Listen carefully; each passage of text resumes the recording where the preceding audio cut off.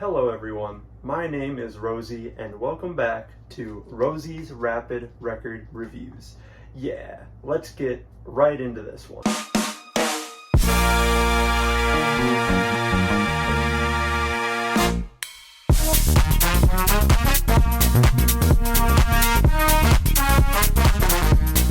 McKinley Dixon is a rapper. I've known about him since around 2021 when his album For My Mama and Anyone Who Looked Like Her released. And that record is absolutely fantastic. I do want to review it on this channel at some point. I don't know when that would be. But there's just so many good songs on this album. It starts with Change So Heavy. Never Will Know. Oh my god, Never Will Know is like... There's some really good songs on Magic Alive I'll get to, but that might be my all-time favorite McKinley song. Everybody just goes off on that track. He also had an album which released in 2023 titled Beloved Paradise Jazz. And when I originally was filming this review, wow, it's been a minute, I was thinking this was more of like a prequel to Magic Alive. And then I watched like the first bit of his Fantano interview, and no, I'm wrong. So I'm not going to bring that up, but I would like to say that instrumentally, that one feels like it could be the prequel to this one. And I feel like Magic Alive takes elements of both that and his 2021 record and just put them together in the best mix possible.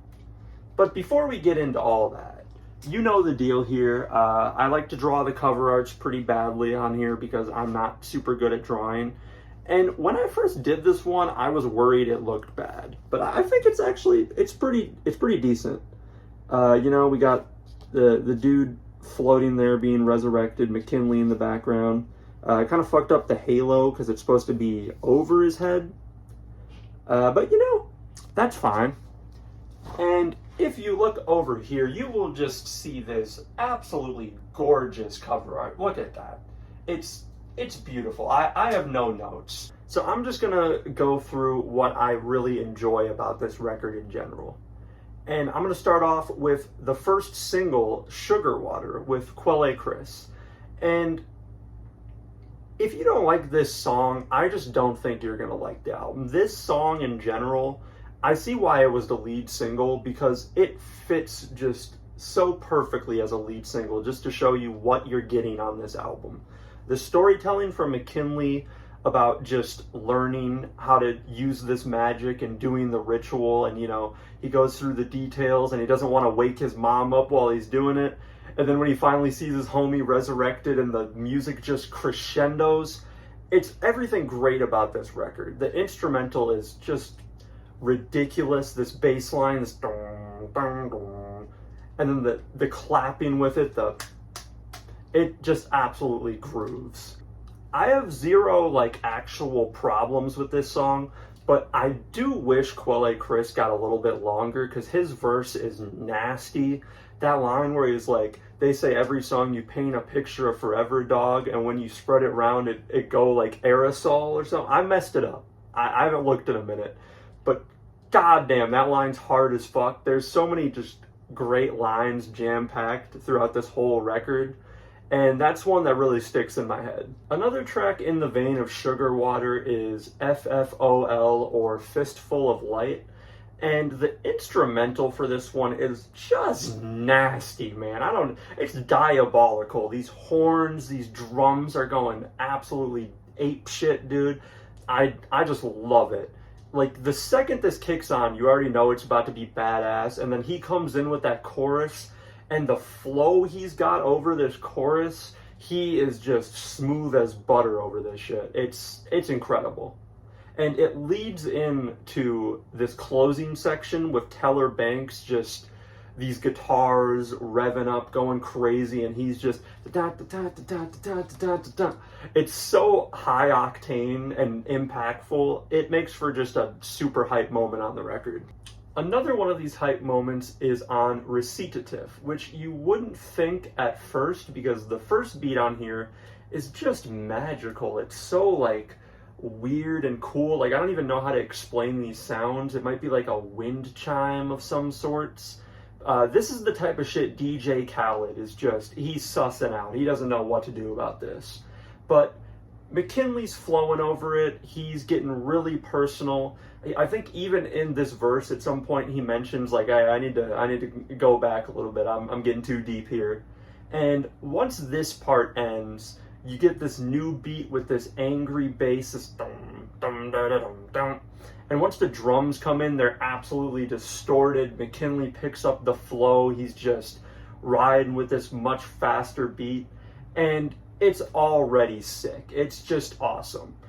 But that's only the start, because his verse ends.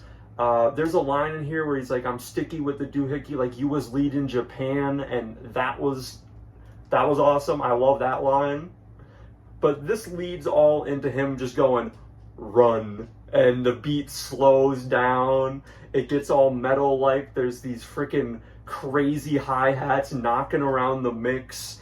And the distortion of the guitar in the background is just, oh my god, it's amazing.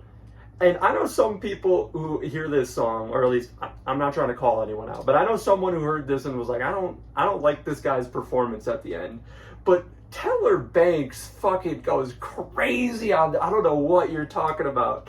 His voice, his like higher up register just fits so well with the metal influence going on. The next track I want to talk about is All the Loved Ones with Ice Cold Bishop and Pink Sifu.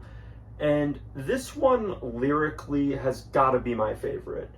Both McKinley and Ice Cold Bishop go through just these verses talking about family life with their mom and things they've learned, you know, wisdom and truths they've been told. And just, it's so nice and like heartwarming to listen to. Because even if it is a song about kicking your ass, like the chorus is really funny. If you don't stop playing with me, my mama says she gonna whoop your ass. Like, that's already really funny. And the way Ice Cold Bishop delivers it, he's just got the perfect mix of witty bars and delivery, but also like punchy and like punchy and meaningful lyrics. That's where I was trying to go with it. I especially love at the end of Bishop's verse where he's like narrating how a fight with his mom would go. He's like, she's got a low-key jab, and it's so fun. Like, this whole record makes you think more about family and friends, and it just makes you want to go outside and like go for a walk or something. That's what I'm trying to say, is this album feels like acceptance and remembrance instead of grief. It feels like he's using this as a tool to get those names of the people he loves out there and to tell their stories and just the good and great times he's had with them. And I feel like it's especially shown on All the Loved Ones and songs like Run, Run, Run Part 2 and Listen Gentle. Especially on Run, Run, Run Part 2, he's being so emotionally honest and vulnerable. And there's one line that really stuck out to me, and it's, I make music for anyone with heart. And that just, I don't know, like, it's such a simple line, but when somebody says something like that in 2025, when everybody's afraid to show any emotional vulnerability or show any interest in something, it feels impactful to me. And now there's two last songs I want to get into before I end here, and those are We're Outside, Rejoice, and the title track, Magic Alive. And I'm going to start with We're Outside, Rejoice, because this is my favorite song on the album.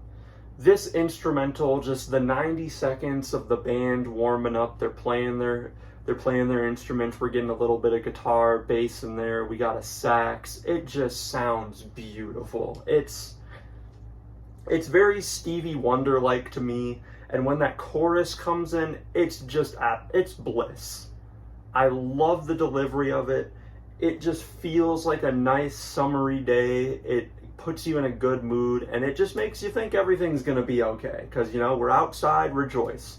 Even though we're in a basement and the lighting is shit, but, you know, we're here. And of course, the last track I'm talking about, Magic Alive, or, you know, the title track, it's sneaking up there. It's becoming another one of my favorites. I just love this beat.